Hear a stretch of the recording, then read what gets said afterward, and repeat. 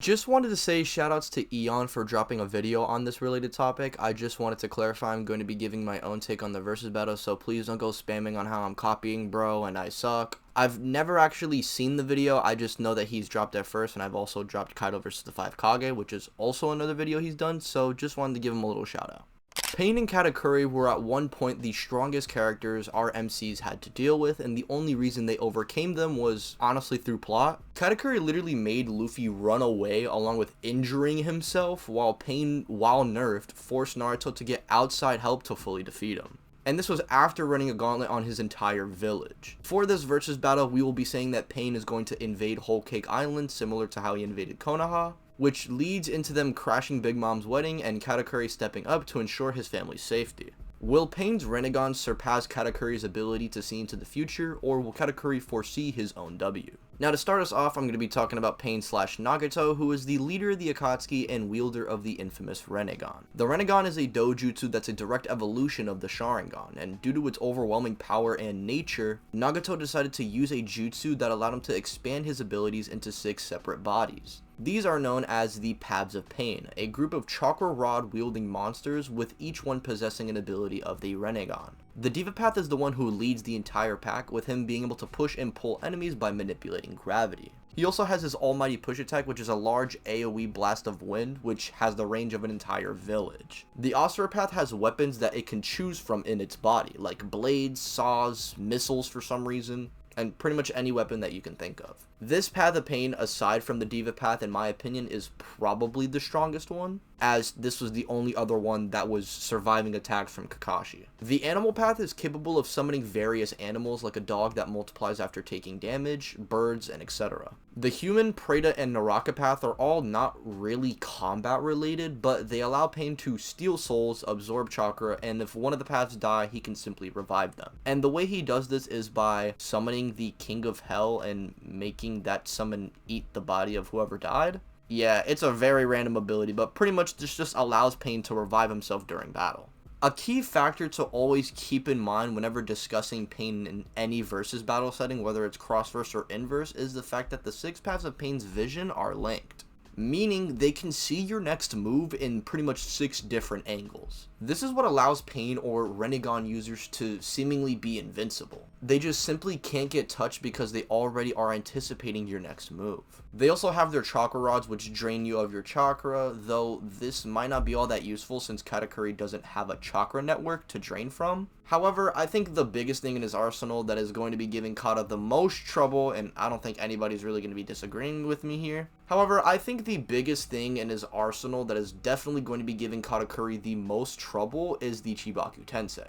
This move is pretty much a mini black hole or a gravitational pull that absorbs everything in its path, which is the result of this fat meteor. If Pain throws this gravitational pull and Katakuri just is caught in the middle of it while the Chibaku Tensei is forming, and then the Chibaku Tensei drops, the only thing Katakuri can really hope for is to live. There really isn't an answer to getting sealed inside of the giant meteor, if I'm being honest. Pain's ridiculous endurance and stamina should be noted as well. He pretty much ran an entire gauntlet on the Leaf Village, used the chaotic Shinra Tensei, fought Sage Mode Naruto for over 15 minutes, then used the Chibaku Tensei, and yet despite this and Naruto gaining his chakra back and the ability to use Sage Mode again, he still somehow was able to fight him. Naruto still had to outsmart Pain in order to fully beat him. Now to be fair to Pain, I will say when each path falls, the chakra that Nagato was pouring into one of the paths can now be put into the other ones, meaning as each path was defeated, Pain was getting stronger and stronger because he has more chakra to pour into the bodies. However, Pain off-rip was already nerfed due to the chaotic Shinra Tensei. This man was unstoppable during the first half of Shippuden, but he unfortunately lost due to the plot. Now that you guys have an idea of Pain's abilities and reputation within Shippuden, I can now go over his strength and durability. Now, Pain's best display of physical strength is definitely being able to combat and survive a Biju blast from a 6-tailed Naruto. This Naruto at the very least surpassed that of Sage Mode, and Pain is somehow fighting and taking Biju Blast from him with not too much damage on him. Based on the size of the blast and the crater that this 6-tailed Naruto made, the amount of energy Naruto needed to put out is around large country level. However, this mainly applies to specifically the Deva Path, as the other paths of Pain don't really scale to Sage Naruto at all. It's clear that they are a lot weaker than the Deva Path, and if Katakuri can go toe-to-toe with this Pain, he more than likely can destroy the other ones with little to no difficulty. Like I said, the only one I could really note to be relevant aside from the Deva Path is the Asura Path, because he was surviving Raikiri from Kakashi. But then again, with one punch from Sage Naruto, the Asura Path just got completely dismantled and did not come back. And if we talk about the other paths of pain, it just looks a lot worse for Nagato because we have one of them like getting bodied by Konohamaru. So yeah, the other paths of pain are kind of caca. But remember, Pain still has a secret jutsu under his sleeve, that being the Chibaku Tensei. Given the fact that Pain was able to generate this fat meteor while weakened, it's more than likely that Pain could probably generate even more levels of energy. However, even with just a nerfed Chibaku Tensei, calculations put this at around continental, meaning the Deva Path at full power should be in that large country to continental range with his strongest jutsu.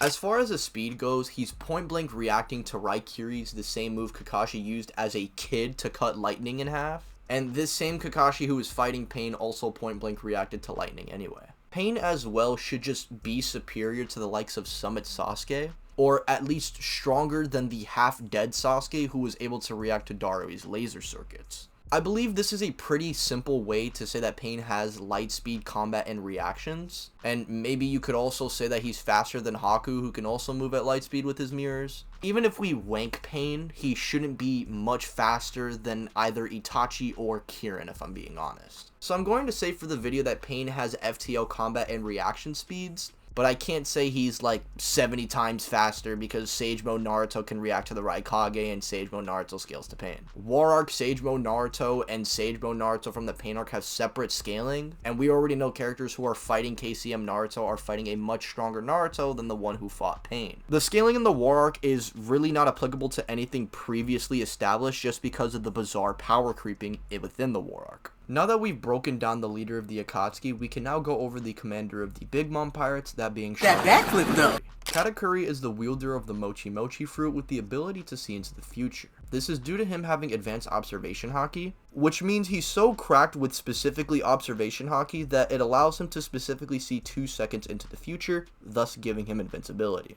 Haki in general is a spiritually based power system that allows him to sense the presence of others and his surroundings. With things like armament, he can increase his physical attacks, and with conquerors, he can knock out those who are weak-willed, and observation obviously allows him to enhance his perception. But of course, Katakuri doesn't only have access to Haki. His main form of combat is through his devil fruit, that being the Mochi Mochi Fruit. This allows Katakuri to turn his body into Mochi itself, along with his surroundings due to the fruit being awakened.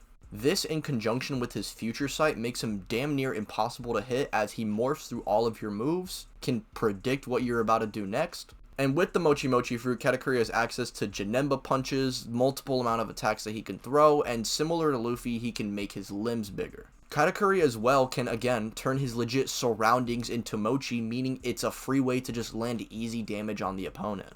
So if he turns the entire battlefield into Mochi, it's going to be very annoying for the 6 Paths of Pain to even try and jump him. And similarly to Pain as well, he has ridiculous levels of stamina. Him versus Luffy lasted about 12 hours roughly, and most of the fight was just Katakuri bullying Luffy until he discovered Haki Bloom. And even when Luffy got so much stronger that he power creeped his previous full power and got a new transformation on top of all of this, Katakuri still just barely lost to Luffy.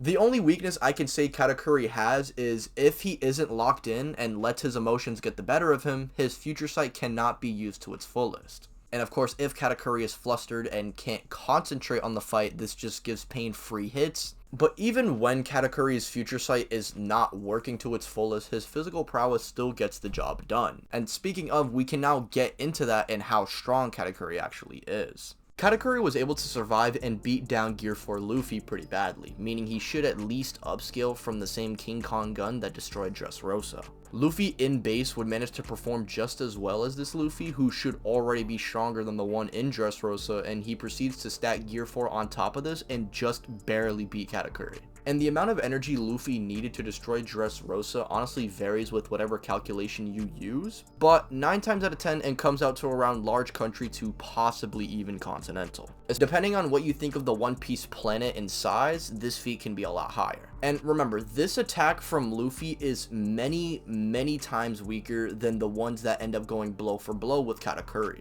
meaning Katakuri should be in the same tier of power as well. And we can kind of apply the same method of scaling as when it comes to speed, since Sanji's siblings are stated to be light speed. And these guys in Whole Cake are just below Sanji, who should be below Luffy, who then goes on to power creep himself after fighting Katakuri. So baseline, he's definitely a couple of times into light speed and can react to even faster attacks thanks to his precognition. And of course, if we wanted to use the pacifista method, then Katakuri would be many times into light speed. And so with both characters' abilities and stats out of the way, we can now talk about who would win. For this scenario, like I said at the start of the video, I'm going to be having Pain arrive during the wedding, which leads into Katakuri taking things into the mirror world so that his family doesn't get hurt. In a weirdly similar way to Naruto, he's ensuring hope for his family by putting his life on the line for their sake. And Katakuri seeing the 6 paths of pain would sense immediately that the Deva Path is the one leading the pack, but as he prepares to attack, he takes a glimpse into the future to see that Pain is going to pull him forward with universal pull. Katakuri, in order to prevent this, immediately turns the floor into Mochi, which catches some of the paths of pain off guard. The stronger ones are able to jump and evade this, while the other ones wouldn't be able to react to Katakuri, who's already throwing the next attack. And now that you guys have a scenario in mind, we can talk about who would win this match confidently. Due to Katakuri's superior speed and precog abilities, I find it very hard to believe that he'd even get caught by any of the Paths of Pain's moves, especially given how each pain varies in power drastically. The biggest problem Katakuri would face despite his superior speed and precog would be the linked vision. But with Katakuri's Mochi, he can easily wrap them in it or mask their vision and go for off-guard blows. Pain may have basic precog due to the Sharingan having it, but even then it's kind of weird to assume this because we see Madara needing to alter his eyes to use his Sharingan abilities.